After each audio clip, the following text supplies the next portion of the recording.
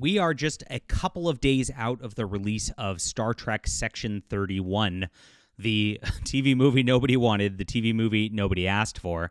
And they're already out there with the media just like trying to shill for it. All the like pre-reviews are coming out.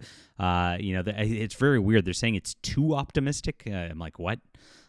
It's going to be a train wreck. And this is going to be one of those things that they're going to try to do dark and edgy sci-fi with Star Trek, and it's not going to work because Star Trek is not dark and edgy sci-fi. It's about exploring strange new worlds, seeking out new life and new civilizations, boldly going where no man has gone before.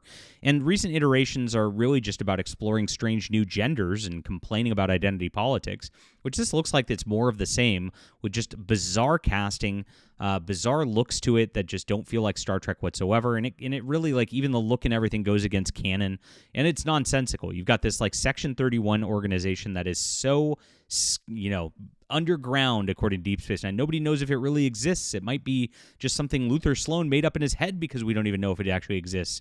And now it's like they're running around on starships with like their own specialized comm badges out there, so you can point to them and go, oh, there's Section 31. So much for secret agency. Like, the whole premise is dumb by itself. It got ratioed by fans when the trailers had gone up.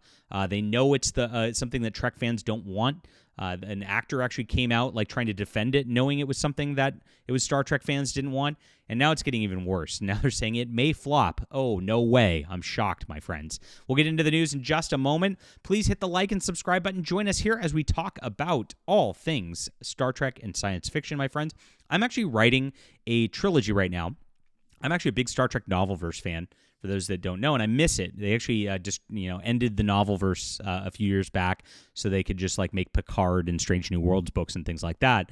And so I'm making a trilogy right now that's really in that vein. I've got a starship that's going out exploring space. It's going to go to like a planet of the week for each book, basically. And I'm 2 books done with it. So I finished my first 2 books. The third one I'm going to start writing very, very soon. Going to have a whole trilogy coming out this summer, just going bam, bam, bam, so you can enjoy a lot of reading. I want you to get on my newsletter right now just so you don't miss it, guys. So you get 3 free books from me to start, which is the best deal in science fiction: a fantasy book, a sci-fi book, and a full superhero graphic novel. So a little something for everybody, and you're not going to miss when my new releases come out with this stuff too. Stay in touch with me, guys. This is a great spot. I love it when people reply to the emails too. I love talking with people who read. You're amazing.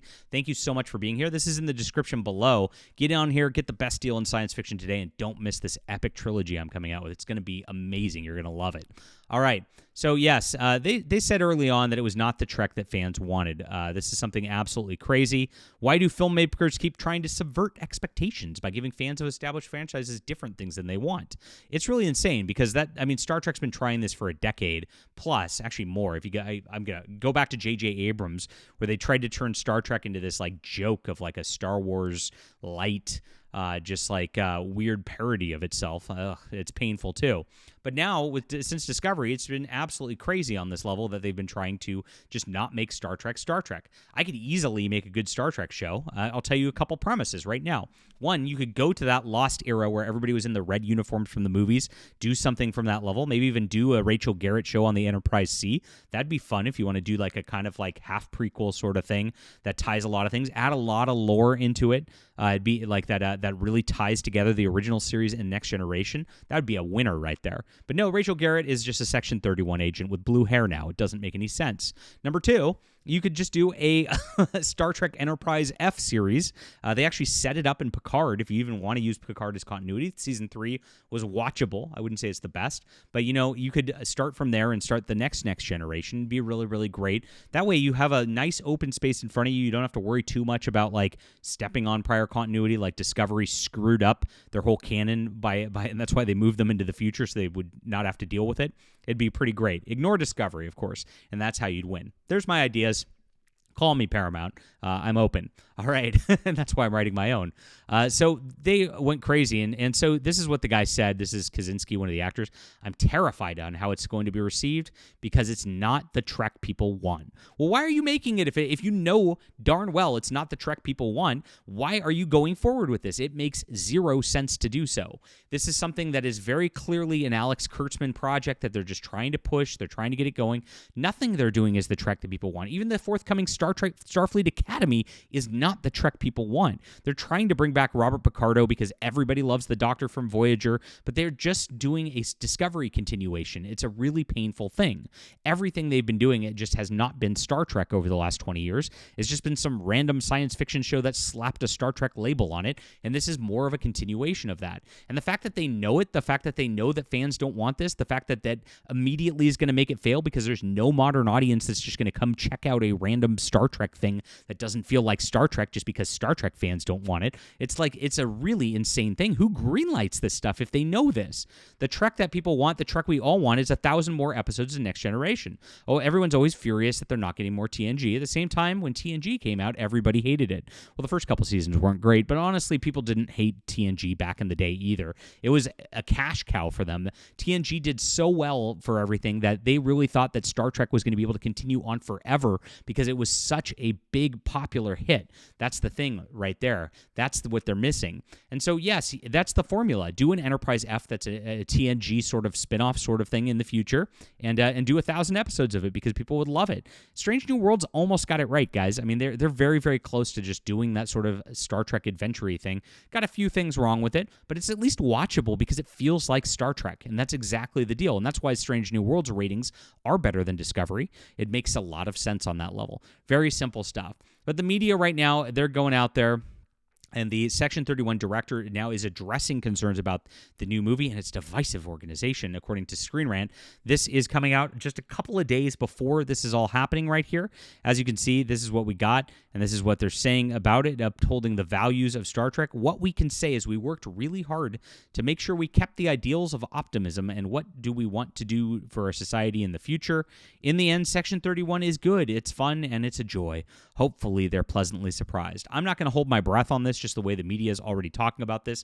The fact that they say that they admit that it's not the Star Trek that fans want right away, it's going to be a big, big problem. And even Screen Rant here, the movie might be enjoyable, but Trekkies are right to have concerns. If Screen Rant is actually saying that the fans are right to have concerns, you know you've screwed up right away. This is a big, big problem for the franchise, for the brand. This is something, Screen Rant is just the biggest shill organization out there, so this is not a good thing right there. He has presented a positive view of the upcoming Star Trek Section 31. This makes sense as he's the director of the movie, of course. But if what he says is true, this movie could be an enjoyable entry into Star Trek canon.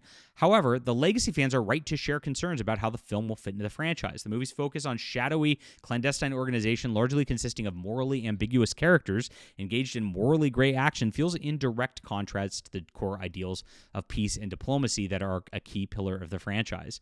Oh my gosh, I was just watching an episode of The Next Generation last night, and I was commenting to my wife just saying, like, wow, like, I mean, they solved a problem. They had a lot of good drama, a lot of interpersonal drama. They had no over-the-top weird sex scenes to try to do things like degenerate in there to try to, like, make you look and rubberneck on that. They had no violence in the episode, and they still had a very compelling plot because it had a very compelling, like, moral question to it. And as they dealt with a new alien life form, it was a lot of fun. It was like, wow.